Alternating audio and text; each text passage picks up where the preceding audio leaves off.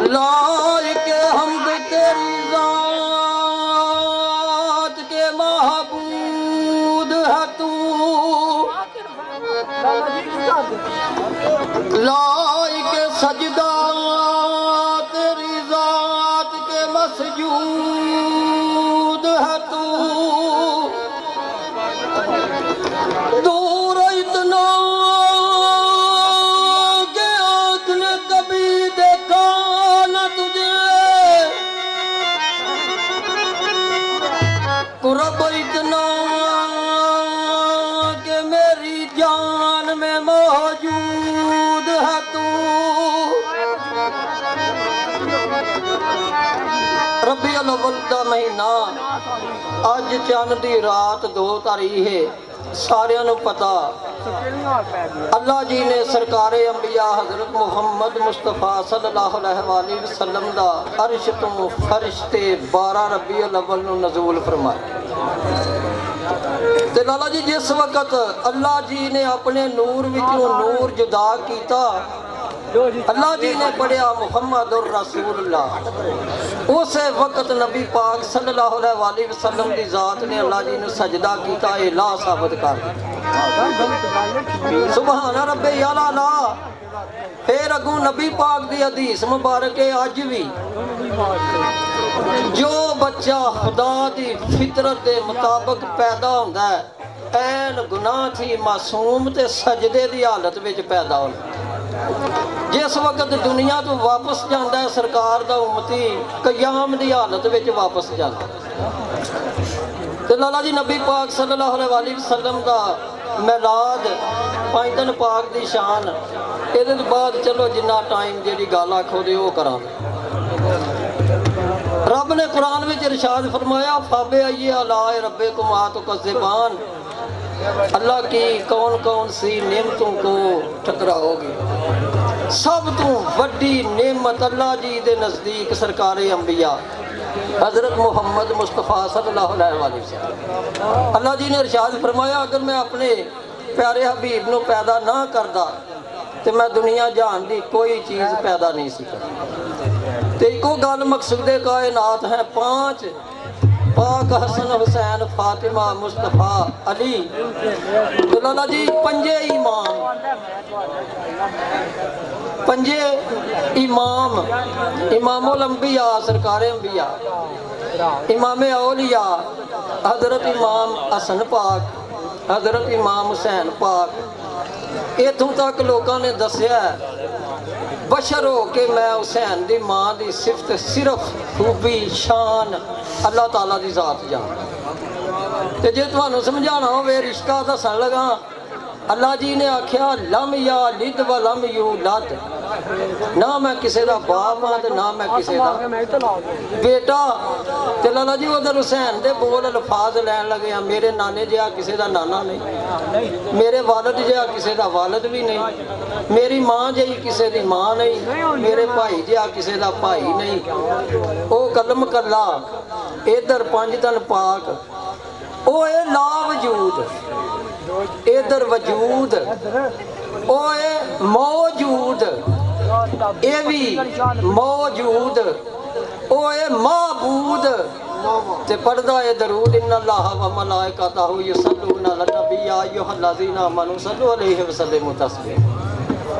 تے لالا جی اے وے اسم میں نے ہوندا نام، میں ایک گل تانوں دسن لگا، اسم میں نے نا او دا ہوندا جدا پیچھے وجود ہونا چاہیے، اسم اللہ دا تے جسم نبی پاک صلی اللہ علیہ وآلہ وسلم،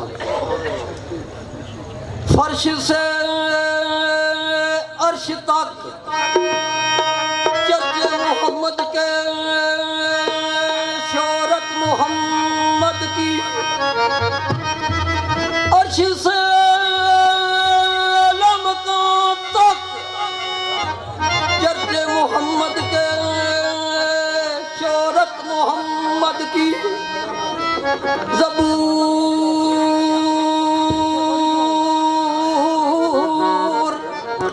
توریت، انجیل، قرآن، الحمد سے لے کر والناس تک چرچے محمد کے شہرت मोहम्मद की, शरीयत मोहम्मद की, तरीकत मोहम्मद की, हकीकत मोहम्मद की, मार्फत मोहम्मद की, चर्चे मोहम्मद के,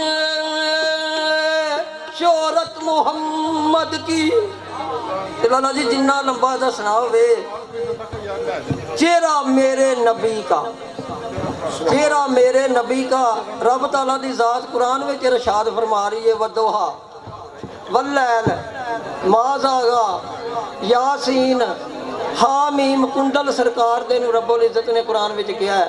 अलम नशरा दे सीने वाला नबी, यदुल्ला अल्लाह जी ने क्या सोनिया तेरा हथ मेरा हथ, या यो हल मजम्मेलो या यो हल मदस्सेरो। ते लाला जी मैं कुरान दसन लगा की, चेहरा मेरे नबी का खुदा की किताब है, जिसने देखा हाफ़िज़े कुरान हो गया। नूरे खुदा है पैकर तेरा, नूरे खुदा है पैकर तेरा, हम सब का ये ईमान है। ते चेहरा तेरा या मुस्तफा, कुरान का कुरान है। अल्लाह की हम जलवा गरी देख रहे हैं, या हुस्न जमाले मदनी देख रहे हैं।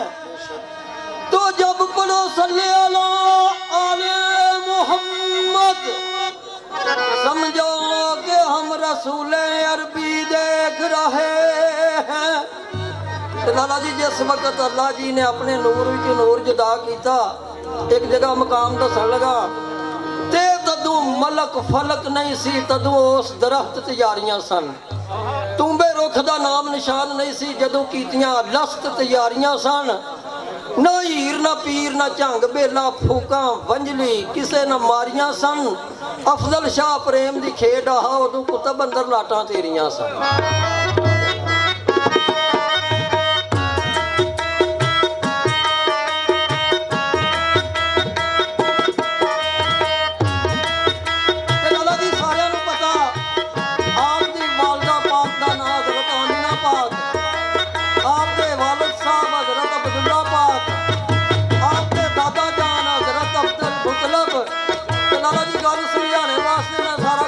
दस्या गौर करियो।